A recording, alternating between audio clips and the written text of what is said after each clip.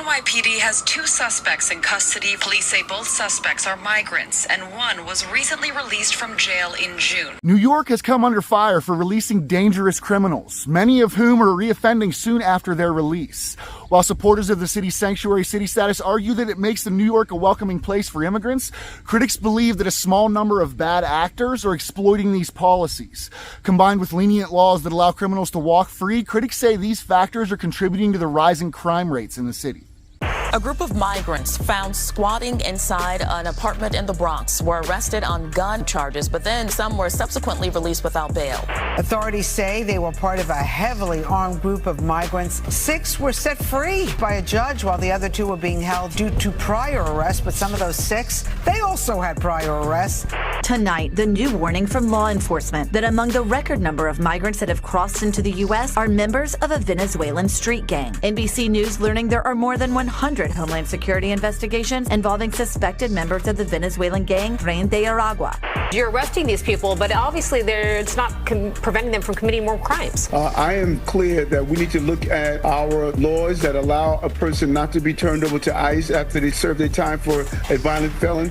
You told them to come, Mayor Adams. Let's like everybody, we're not gonna let none of the Democrats off the hook who were saying they had sanctuary city and they were saying, come on in. Now, not only were there guns in this home behind me, all of these illegal activities happened right across the street from a school. Asylum seekers arrested for attacking police have been repeatedly arrested, only to be released time and again.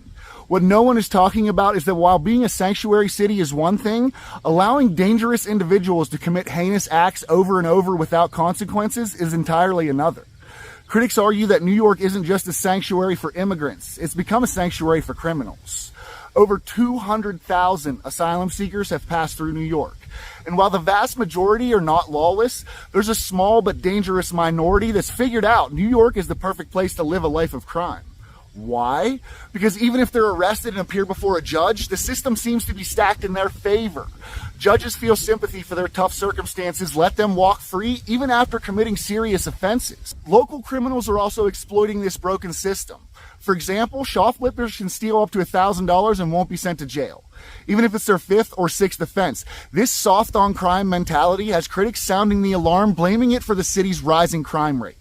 New York is so focused on avoiding wrongful convictions that failing to punish real criminals, some of these dangerous individuals, including those with gang affiliations and violent criminal histories from other countries, they come here to find a justice system woefully unprepared for their true intentions.